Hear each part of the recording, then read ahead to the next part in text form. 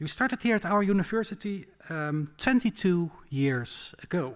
You were appointed on the 1st of April 2000 as Professor of International and European Tax Law. And in the years that followed your appointment, you fulfilled the many roles that professors, law professors, have, both in terms of the teaching that you did, in terms of the research that you did, the supervision of a wide range of PhD researchers, and also as head of the Department of Tax Law at the Faculty of Law, a role that you in fact took up twice, and through which you were also able to steer, together with others, the Department of Tax Law in the direction of becoming a main center for the study of international and European tax law. And the university is very grateful to you for having done that. Professor Prokisch, I now would like to invite you to come forward and give your valedictory address entitled, I think that's a very promising title, Tax Matters, the EU Commission Going Astray.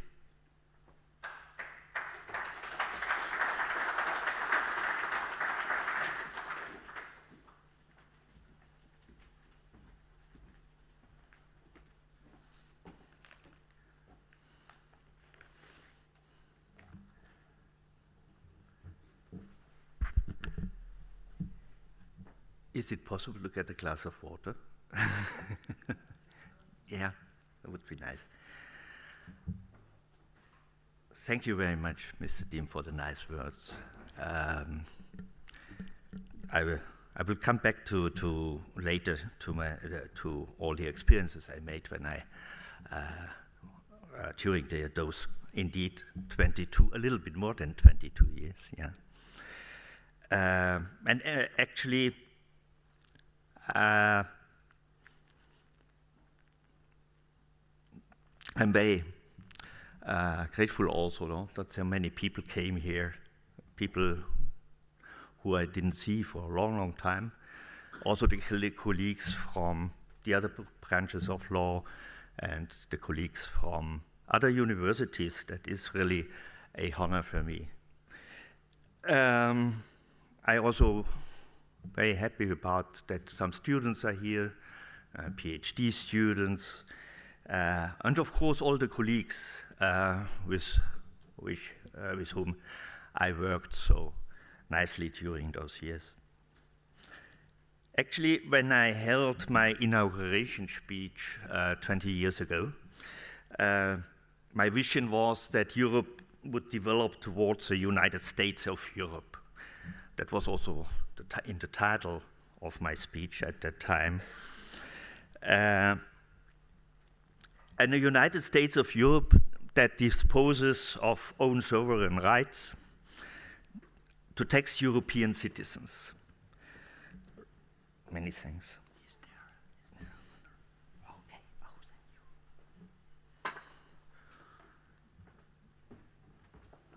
Lowering or increasing tax rates should make available more flexibility in respect of the yearly budget, more legislative powers in respect of direct taxation, and the abolishment of the unanimity principle should make it possible to harmonize certain features of income and corporate tax.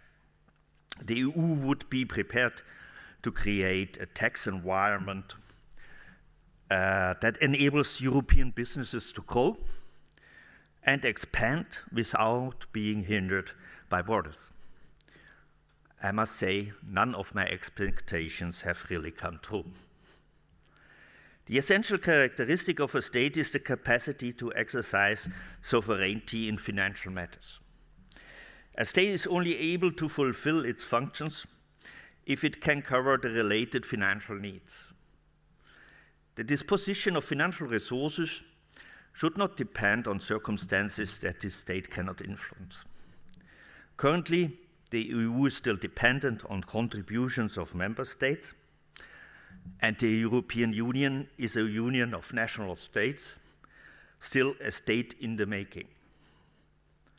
The Commission tries to use the memorandum to change the system of its own resources. However, Years ago, the discussion was orientated on finding a material link between what Europe stands for and the resources which should be attributed to the Union. Nowadays, the proposals get more and more arbitrary. The Commission searches for resources and finds some which are not really yet existing or which have nothing to do with the community. First, it planned the digital levy as a European resource without considering that it was common consensus that such digital taxes should not be introduced. Now, it is proposed that the EU should receive 15% of the revenue that states receive on basis of the future Pillar 1 regime. But I think a lot of colleagues observe correctly that such a proposal would lead to a result that is totally unsystematical. Pillar 1 does not create a new tax, but aims at a new allocation of taxing rights. We see not much has changed. Direct taxation is still an exclusive competence of the member states. Obviously, the EU Commission feels that it is an unfortunate situation, that it is limited by the requirement of anonymity, but full of ambition to create a fair and efficient corporate tax system.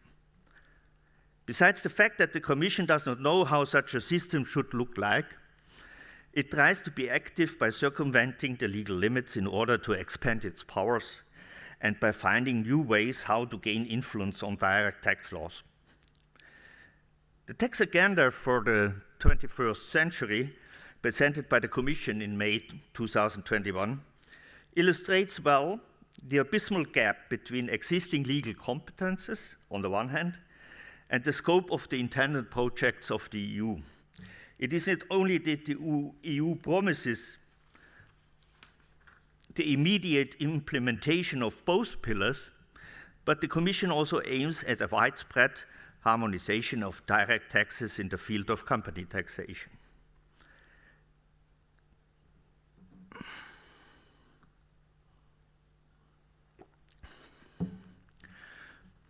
To a certain extent, the position of the EU Commission is understandable. The public debate about abuse, tax avoidance, aggressive tax planning puts the Commission under pressure. At least the Commission believes that it is under pressure. It is, however, questionable whether that feeling is really justified. Abuse and aggressive tax planning are extremely vague concepts, and it seems that any harmonization of national tax can be founded on some kind of abuse. Not only the Commission, but the whole international community should reconsider how to deal with this concept of abuse.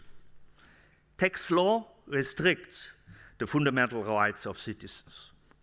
As long as the law does not clearly formulate and justify the limit on people's rights, we should still respect the fundamental principle that a taxpayer has the freedom to arrange his affairs in a way which is permitted by the law. By piling up one measure against tax abuse after the other, the taxpayer is not able anymore to arrange his affairs in a balanced way. However, the EU is a community that is committed to the rule of law, and the activities of the Commission in the field of direct taxation raise the question whether the Commission still observes the requirements of the TEU and the TFEU regarding direct taxation. Most recent proposals and communications raise doubts. In the following, I would like to share with you my concerns a little bit more in detail. In addition, I also would like to express my discontent with the priorities the Commission sets in its work.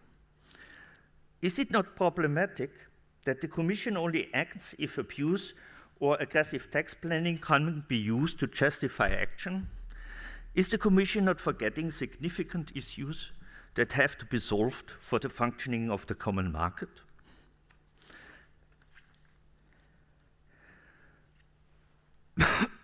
When we look at the legislative powers in the area of direct tax, then we all know, more or less, that the EU has the power to make regulations, issue directives, take decisions, make recommendations, or deliver opinions.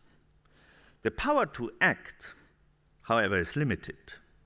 The community may only act if the powers are conferred on it. In addition, EU institutions have to observe the principles of proportionality and subsidiarity. Further, they have to state the reasoning that had been followed by the community institutions when they adopted a legislative act. While the EU has widespread competences in the area of custom duties and indirect taxes, there are nearly no explicit powers in respect of direct taxation. Article 192 of the TFEU confers to the Council the power to legislate using a special legislative procedure on provisions primarily of a fiscal nature that refer to the protection of the environment and of natural resources. Apart from these special cases, the EU Commission is left with Article 115 TFEU. Article 115 TFEU does not refer to taxation, but permits the Council, I quote, to issue directives for the approximation of such laws as directly affect the establishment or functioning of the internal market. All directives that were issued on direct taxes have been based on this article, nearly all. Country-by-country reporting is an exception. It is like the directive on annual financial statements based on Article 52 of the TFEU, the freedom of establishment. Also in this case, the legal base is extremely doubtful. We see that Article 115 requires, as a matter of principle, that national differences of tax law hinder the functioning of the common market. In other words, the goal of EU legislation must be to bring national laws more closely together if this is necessary for the working of the internal market. The Commission seems to believe that any differences in direct tax law automatically result in a distortion of the common market. This is certainly not consistent with the case law of the European Court of Justice. The court raises the question in several cases whether a proposed measure is indeed a contribution to the better functioning of the internal market. Interesting in this respect is especially the decision on tobacco advertising. Here the court stated that the legislative power of Article 115 can only be used for two purposes, either to improve the functioning of the internal market, that means not simply to regulate the market in general terms, or to eliminate objective distortions of competition. But those distortions must be appreciable and demonstrable. The net result of this case law is that the EU institution must take the obligation of reasoning a certain legislative act really seriously. Reasoning gets indeed a major issue. I will come back to this later. The principles of proportionality and subsidiarity that are thought of as an additional limitation of the EU's power to legislate are constitutional principles. But there is a clear tendency not to observe those principles sufficiently. Their existence is rather a shadowy one.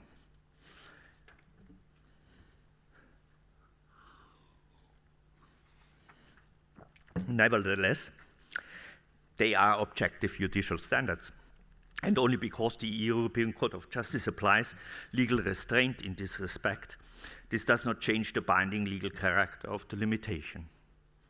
The Commission should take this matter seriously and raise questions like, why is it necessary to regulate the issue of shell companies within the EU and also in relation with third states, Also, member states have all possibilities not to apply a tax treaty if a foreign company claiming treaty protection has no or not sufficient substance. The EU on the way to a sovereign state can only be a state of cooperative federalism. Any other form of a state is not thinkable. Similar like in Germany, central governments feel limited by federalism and try systematically to overcome implicitly the existing restrictions. And citizens do not care. They feel that they are not really affected by financial rules. And in general, rules on finances seem to be too complex. Rather a field for experts, for us, than for normal people. We should, however, recall that federalism also has a significant function to protect the fundamental rights of citizens. If direct taxation is an exclusive competence of the member states, and as long as the European Court of Justice protects the fundamental freedoms, it is essential that the responsibility for protection of the taxpayers' rights is attributed to the legislators of the member states. National parliaments have to be blamed being too passive in this respect. When Protocol number 2 of the TFEU was included, we expected that national parliaments would make use of the opportunity to check EU legislation carefully. So that is the so-called yellow card mechanism. No? Also in respect of the legal base of such legislation. I'm not aware of any notification in this respect, and the reason for such reluctance is a lack of awareness of the issues. The principle of subsidiarity also includes the comparative efficiency test. The Union should not act unless it can achieve the objectives of the proposed action in a better way. Recognizing this, reasoning of any legislative act is of utmost importance. Consequently, the Union treaties provide that those acts shall state the reason on which they are based. In the French version and in other language versions, the requirement is even stronger. Required is not only a reason, but acts must be justified, sans motiver. The statement of reasons must be included in the act itself. This is the reason why all Union legislation includes an extensive preamble, but it is doubtful whether the EU legislator really meets the requirements of a solid and correct reasoning. The Court of Justice has made it clear that a mere statement of a reason were not sufficient. The statement must be appropriate to the act at issue, and the reasons must be correct. The European citizen is entitled to receive true information so that he can ascertain the reasons for a legislative measure. And the Court of Justice must be enabled to exercise efficiently its power of review. On the other hand, the institutions are not required to go into every relevant point of fact and law. It suffices if they disclose the essential objective pursued by the institution. The absence of the inadequacy of reasons results in an infringement of an essential procedural requirement. So let's go back to Article 115. We have to see Article 115 in the context of competition between states. There's a certain tension between the effort to coordinate national tax laws in a more stringent way and the tax competition between states. Any step towards more coordination, however, restricts the capacity of states to react independently on new challenges and to develop an own national and international tax policy. An own national tax policy still makes sense as long as each state has to determine which tax mix to choose in order to finance the state expenses, how to counter harmful tax competition of other states, and how to avoid the erosion of the tax base.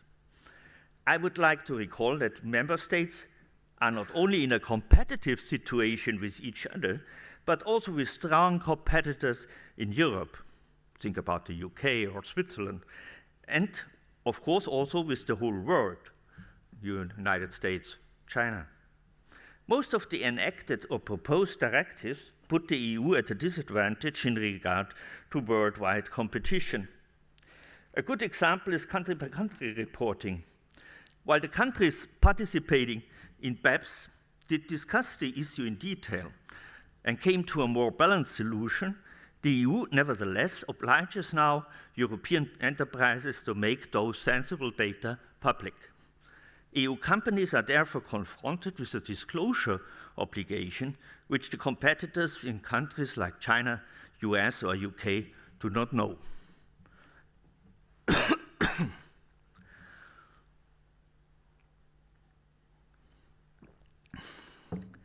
Article 115 speaks about the functioning of the common market.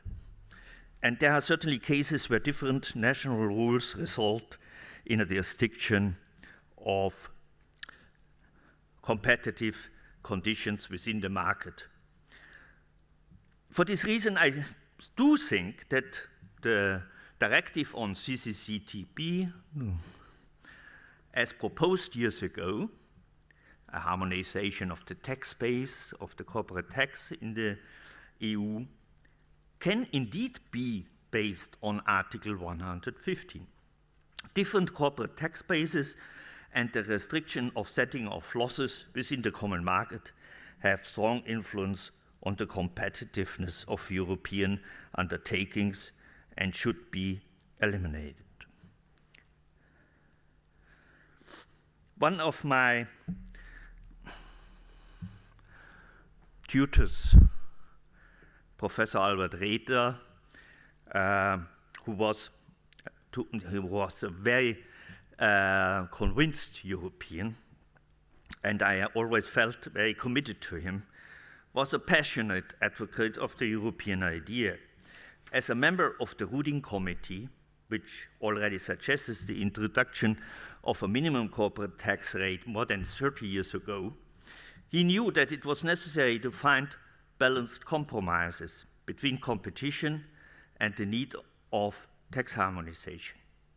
Before a minimum tax rate could be enacted in Europe, it was necessary to harmonize the tax base. That's what was he saying. And I do not believe, therefore, that Albert Redler would have been happy about the Globe proposal, the introduction of a minimum corporate tax rate that uses actually financial accounting as a basis for the purpose of Globe. He knew that also the legitimate interests of taxpayers should be observed. Consequently, I think what we urgently need is a harmonization of the corporate tax base in the Union. And unfortunately, the CCCTB project has never found general agreement in the Union, in the member states. Is it not striking that a measure that improves clearly the functioning of the common market does not find general acceptance, while other measures that are not necessary for the functioning of the common market are getting adopted only because they are presented under the heading of tax abuse?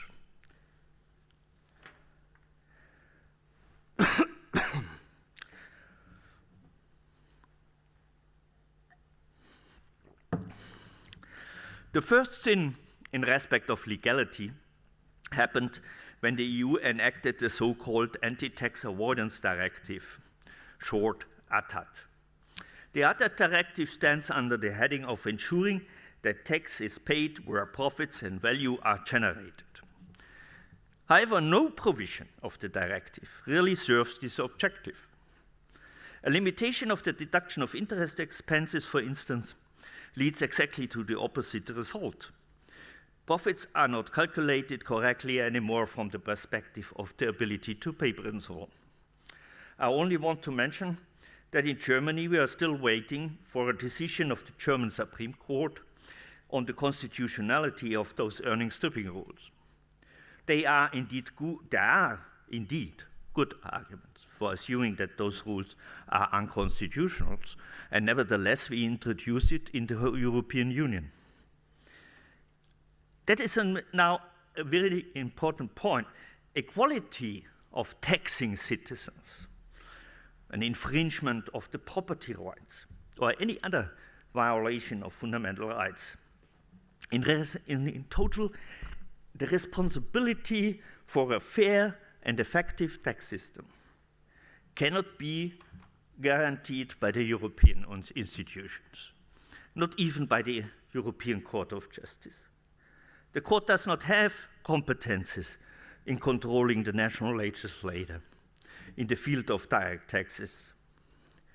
In order to avoid gaps in judicial control, direct taxation must remain in the hands of the member states as long as the EU treaties have not been adopted.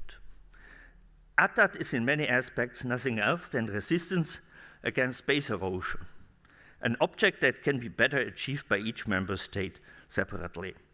A harmonization of those rules is not necessary. Without the rules of ATAT, the common market would exactly work as efficiently as with ATAT. The frustration with CCCTB makes the EU Commission think about alternatives. We can observe that the Commission tries to implement CCCTB piece by piece. The Commission even provides the member states with recommendations on how to deal with carry back and carry forward of losses, what is now really a unique feature of domestic tax laws.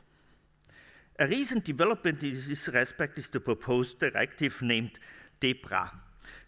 This is on debt equity and bias reduction allowance. My valued colleague and friend Hans van der Hurk was kidding about the beautiful name of the directive. The article is named Over the Schoonheid van DEBRA, the beautifulness or so of DEBRA.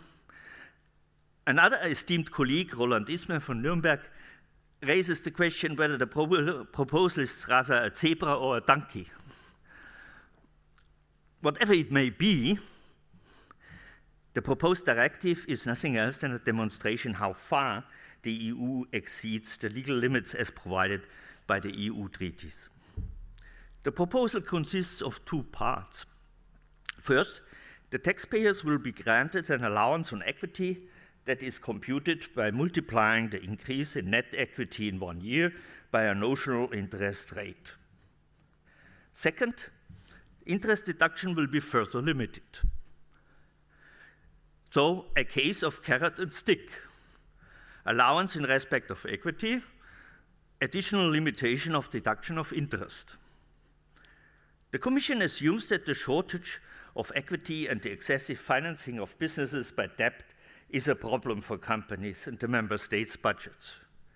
More equity financing, I quote, could help in recovering the European economies from COVID-19, that is a strange assumption, and in ensuring stable public revenue, maybe.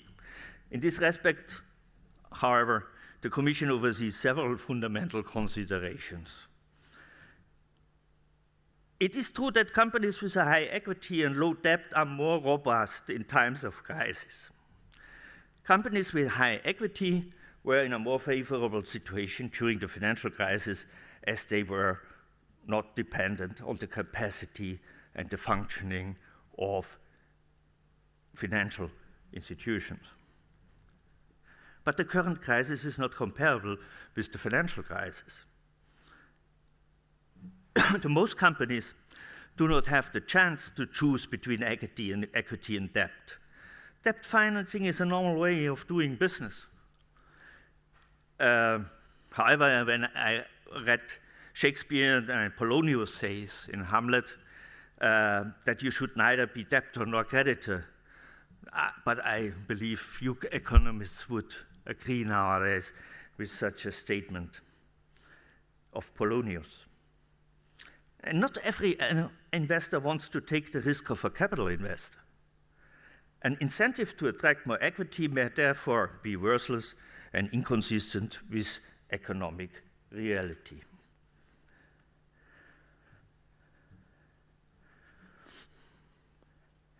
Remember, according to Article 115, the non-existence of such a allowance on equity must lead to an obstacle for the functioning of the internal market. The Commission does not say one single word about why the internal market will not function without DEPRA. It is clear that Article 115 is not a proper legal basis for this directive. One could argue that DEPRA is only a part of a bigger project, namely the harmonization of the corporate tax base. If the EU has the power to enact a directive like CCCTB, it should also have the power to enact DEPRA. This could be the line of argumentation. In 2011, when the EU Commission presented its proposal for a directive on a consolidated corporate tax base, CCCTB, the aim was to take away the obstacles experienced by European businesses. Later, when they introduced a somewhat different project, but similar, CCTB, it was understood as a principal measure against tax abuse and aggressive tax planning. So the Commission has changed the reasoning because it thought, okay, tax abuse is a better justification for this kind of a directive, but is of course nonsense.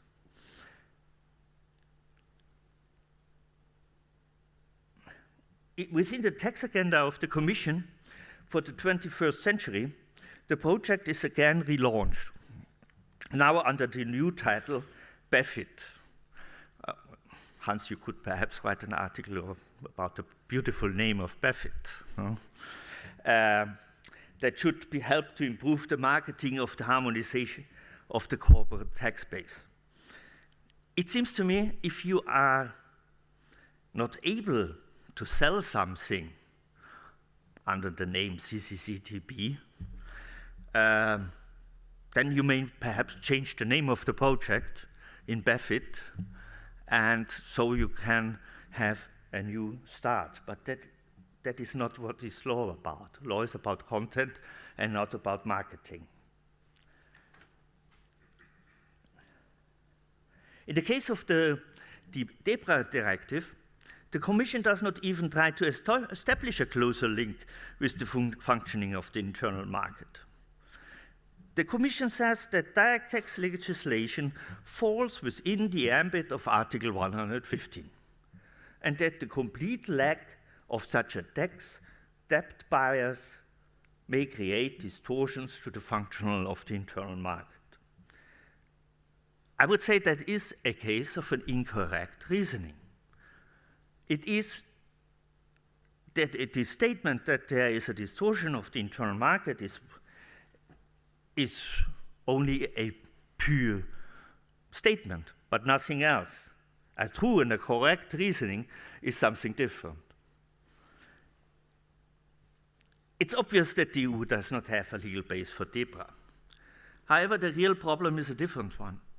If all member countries adopt a certain legislative act, there will be nobody who could challenge the Council's decision. The system of actions of the European Court of Justice can exercise its jurisdiction is incomplete. And if all member countries, in case of unanimity, agree on a legislative act, no country nor any institution will initiate a proceeding against the act. Thus, unanimity, and that is funny, and irrational, implies a very broad scope of the internal market competence. National courts, however, could refer cases to the European Court of Justice if they feel that the EU does not have the competence for the legislative act. at least in the realm of direct taxation, this has not happened until today. That would be really good if national judges get the chance to challenge a directive. If they have the chance, they should really be aware of the issue and refer the case to the European Court of Justice.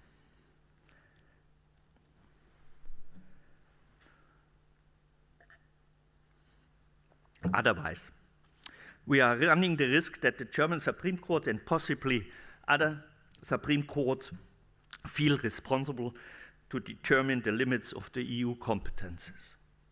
The debate about the decision of the German Supreme Court on the European Central Bank program of purchasing bonds demonstrates how dangerous this can be for the European project.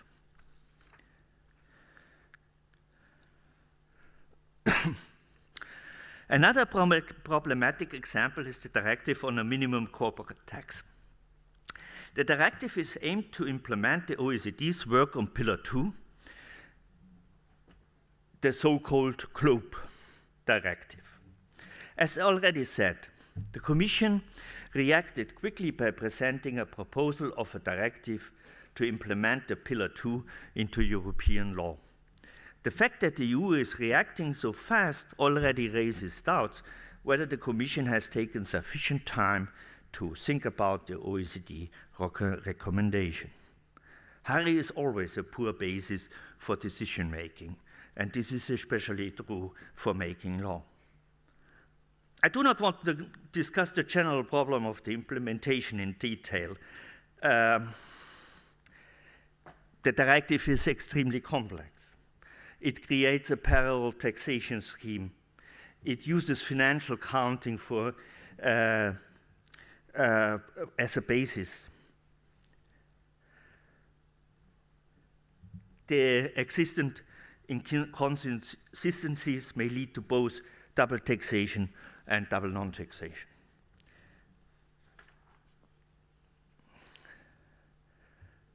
The proposed carve-outs make the directive a toothless tiger. And the Commission did not even think about whether this legislative effort could be a reason to change or to abolish CFC, at least in respect of the covered enterprises. What I personally find alarming are the extremely expensive compliance obligations. For instance, the fact that European enterprises are obliged to make 4 different accounts in future, each on basis of different rules. You will need in future a balance sheet of the foreign subsidiary, a balance sheet in the country of residency, a balance sheet of the foreign subsidiary for purposes of CFC, and a balance sheet for purposes of the top-up tax of GLOBE. This is crazy. This in a period of economic distortions due to the COVID-19 pandemic, the high inflation, and the energy shortage. Collateral damages as well as costs of bureaucracy and compliance will be very much higher than the desired additional revenue. It is to be hoped that this global tax deal will never come into force. But I'm actually more interested in the question whether the EU has the power to enact this directive. The Commission refers to Article 115 again for being the legal base. It even goes so far that it is now generalizing its reasoning. I quote, Article 115 is the legal base for legislative initiatives in the field of direct taxation. No word about the functioning of the common market.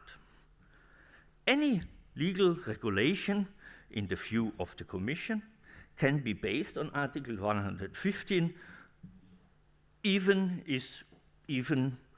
without asking the question whether it has to do something with the common market.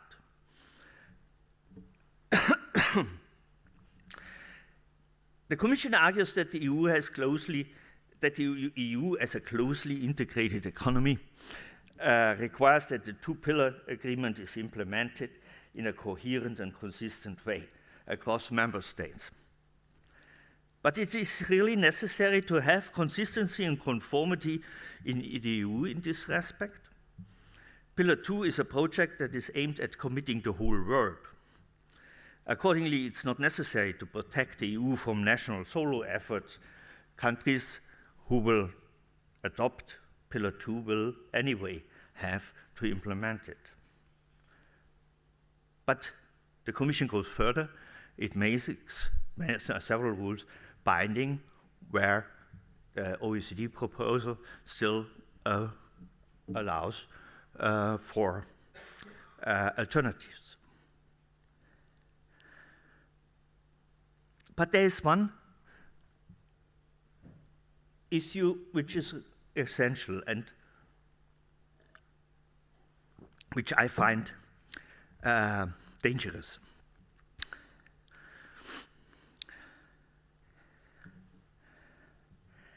Article 54 of the proposed directive empowers the EU explicitly to conclude international agreements with third states.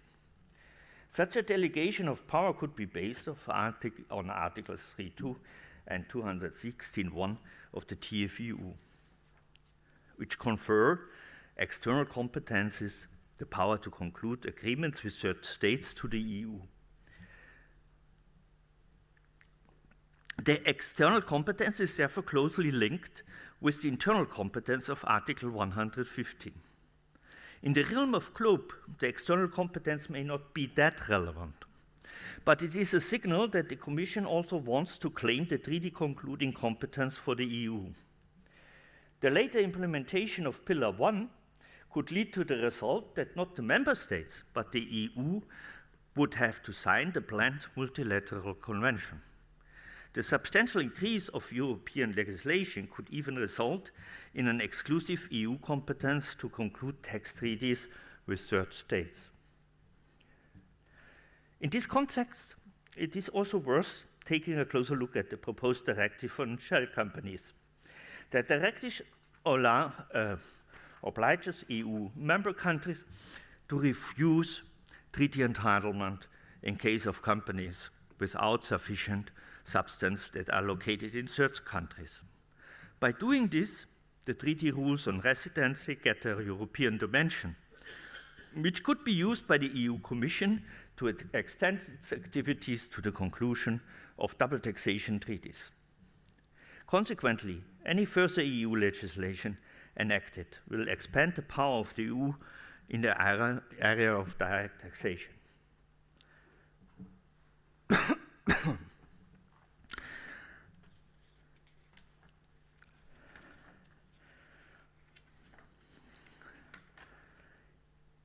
Even if, and I think the most of us are, if we are determined supporters of the European project, as lawyers we should be worried about the European institutions crossing the legal borders in the field of direct taxation. European institutions have been very active in this field during the last 10 years. And by doing so, they challenge the legal borders of competence, the principles of proportionality and subsidiarity, and in particular, the requirement of a correct and expedient reasoning of legislative acts. The functioning of the common market describes the inherent conflict between tax competition and tax harmonization. Tax harmonization should only be used if tax competition were harmful. The European institutions demonstrate little respect for sound competition between states. Rather, the Commission and the Parliament use the given circumstances to shift more power towards the Union. They are doing this by circumventing the legal requirements of the EU treaties in a way that cannot be justified anymore. It's not only an issue of competition. The crucial question is what the goals of the EU institutions are when they want to harmonize direct taxation, and in contrast, which goals they should pursue. The Union is foremost a common market, committed to the rights of the taxpayers and to the freedom to move freely across borders. It is characterized through guaranteeing the freedom of entrepreneurial activity and it should aim at providing room for innovation. The policy of the Commission, pushed by an overreacting Parliament, however, has left the idea of a liberal common market. The motivation to tackle tax abuse and aggressive tax planning has gained such an excess weight that other subjects significant for completing the common market have been nearly forgotten. Think about the small entrepreneurs who are still not able to go cross-border. Think about the many individuals who want to cross the border for working. Nothing has been done in the last 10 years or 20 years. It's about time that the EU institutions stop any activities in this field, that they rethink their whole tax policy, as well as the question which resources should be used to finance the EU. Commission and Parliament should work primarily on the more fundamental issues. What is still needed to complete the common market, also in respect of taxation? Do we not already have solid rules for tackling tax abuse, or are there still any gaps which must be filled? There are certainly not many. And what are the needs of European citizens, and which role should the EU institutions take to accommodate the people in this respect? A break from extreme activism would be healthy for EU institutions themselves, as well as governments of member states. But even more important, the taxpayers would get the attention that they deserve. Ik heb gezegd.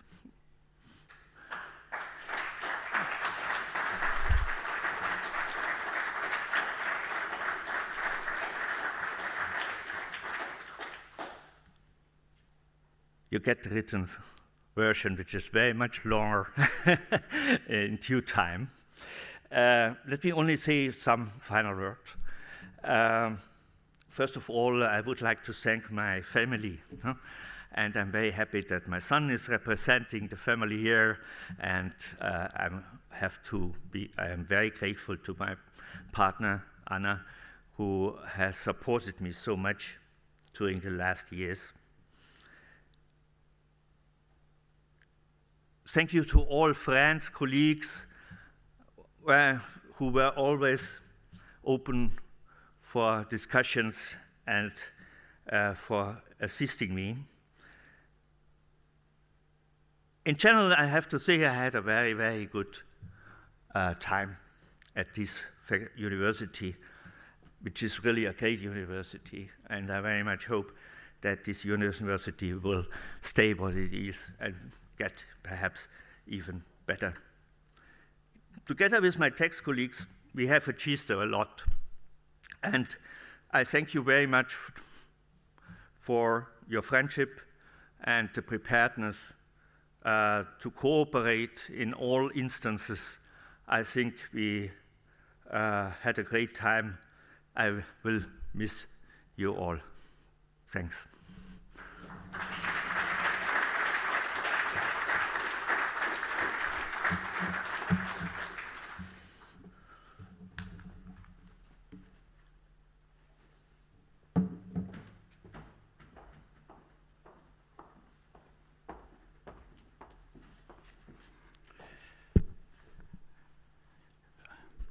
Thank you so much, Professor Prokisch, for your valedictory farewell address.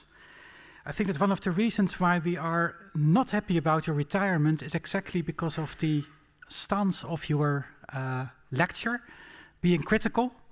I think that the field of tax law was criticized also recently for perhaps sometimes standing too much with those in power. That's not your view. So thank you very, very much for also offering this very critical view of, in this case, the plans of the European Commission, who no doubt is also watching through the live stream. This is not the end of this ceremony. In my opening words, I already said that the university is grateful for the contribution that you have made to the university. And as Dean of the Faculty of Law, I also would like to say a few more words on behalf of our faculty. You have been at our faculty then for a bit more than 22, I now understand, a bit more than 22 years.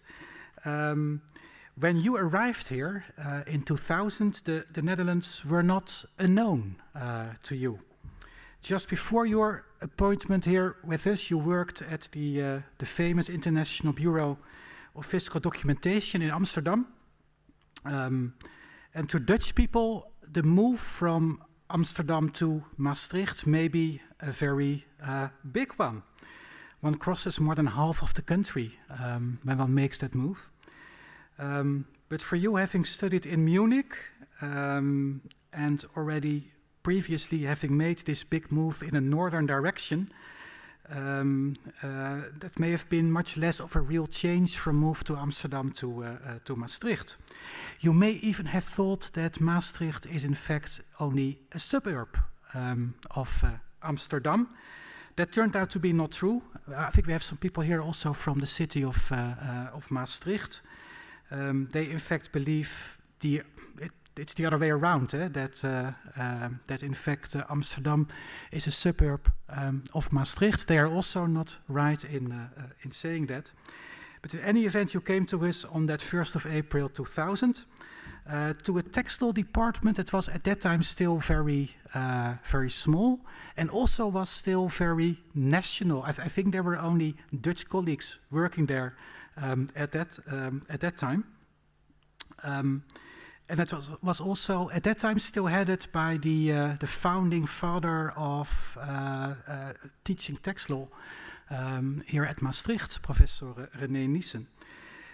Not for long, because you soon take over. You very soon became head of department at that time.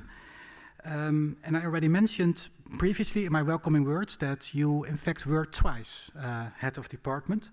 Then for the first time from 24 to 29, and then again in the years just before 2016.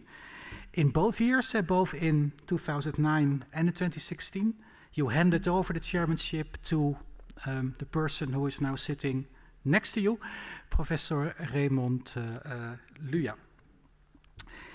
Now, next to that very important administrative task, and the teaching you did and the supervision of the PhD researchers that you carried out, I really like to mention here also your efforts to build up, together with others, the Master in International and European Tax Law, which has been a great success, attracting students from all over the world, of course from Europe, but also from, in particular, South America and other parts of the world still. In the end, I think we have, and I know that because Raymond told me that yesterday, there have been in total 25 different nationalities represented in that master, putting Maastricht on the map as indeed one of the places to study international tax law. And in which, true to the Maastricht approach to teaching, problem-based learning, there was always close interaction also within that master between the students and the staff there, in which you also readily participated yourself. That also means that many students visited your office at the faculty, and your office was a very nice office located in what I always call the residential part of the oud-gouvernement. The residential part, because in that part of the building, those were the private quarters, the residence of the governor of Limburg before the university moved into that building in the early 1980s. You had a very nice office there, and many colleagues present here will also remember that office.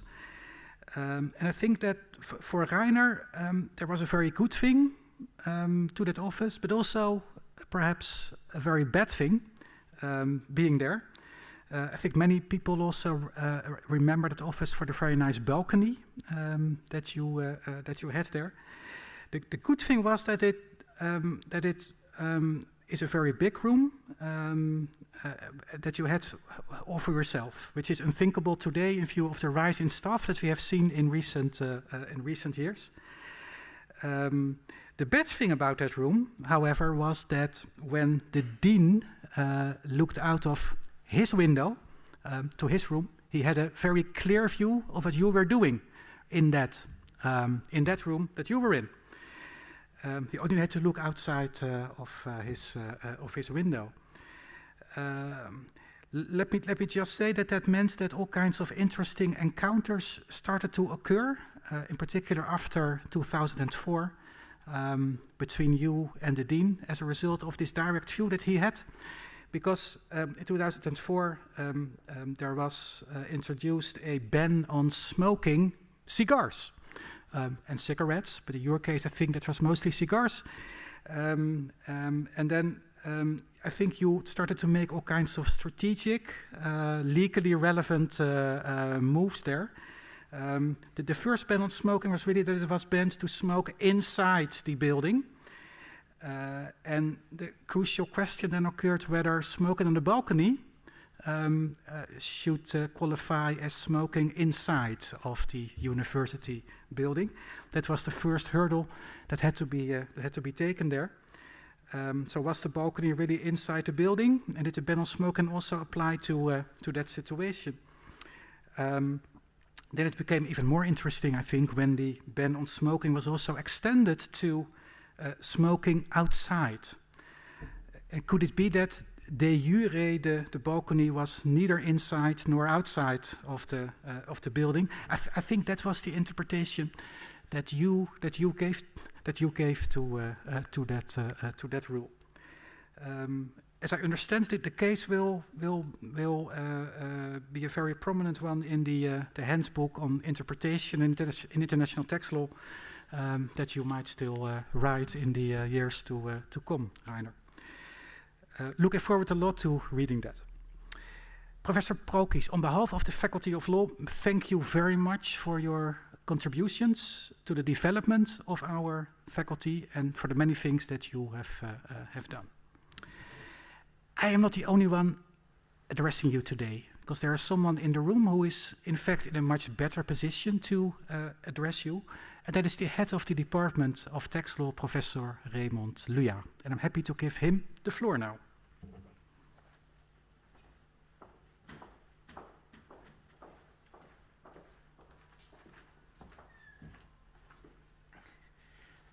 Dear Reiner, dear guests, we use this occasion to look back. Based on your lecture today, just a minute ago, I think there's also a look to look forward to, and you gave us a lot of food for thought and discussions we may no longer have, at least not in Maastricht. But for now, I would like to look back. And when you look back to Reiner's arrival at Maastricht, it was a turning point. The dean already said he was the first non-Dutch staff member, but he was also a professor of international tax law whose focus was really on international tax law. And he also pointed out very finely that the way that we used to do things in the Netherlands may not always be the way that other countries would look at international taxation, which to some was an eye-opener, and it changed the dynamics of our department.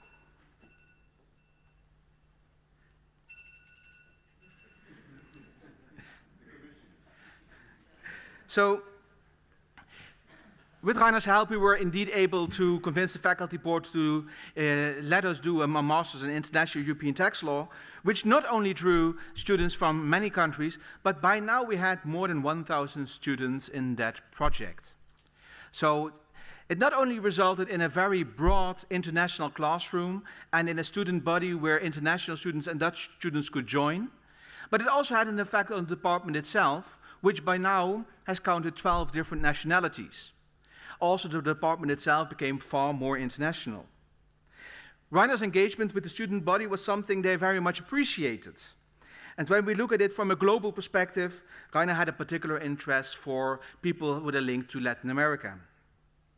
This led our Ibo-American alumni and lecturers of our Spanish courses, something we did at the side, to join the ceremony with a particular gift. An original certified silver tray from Mexico, Reiner's homeland for a while. Just as silver export from Mexico helped to close the full circle of international trade, Reiner facilitated Maastricht University's flow of knowledge and academic exchange with the Spanish-speaking world. And today we have a growing Hispanic American community in our programs and classroom next to all the nationalities already provided for. The silver tray had been inscribed by our people from the Spanish courses, but I will not read that aloud. That's something for a personal message to Rainer. But there is one line it includes from Goethe, which I would like to quote here, because I think it says it all.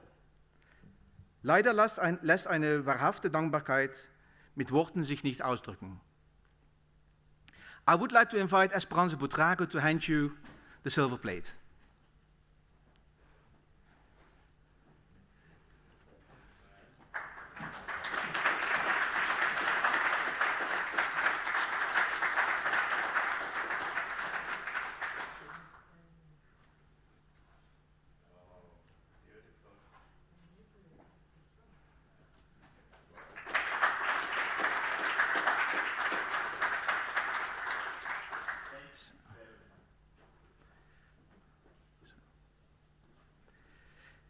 Now, a farewell of a professor, and especially a German professor, is often marked by the publication of a Festschrift, or as we say in proper Dutch, a liber amicorum.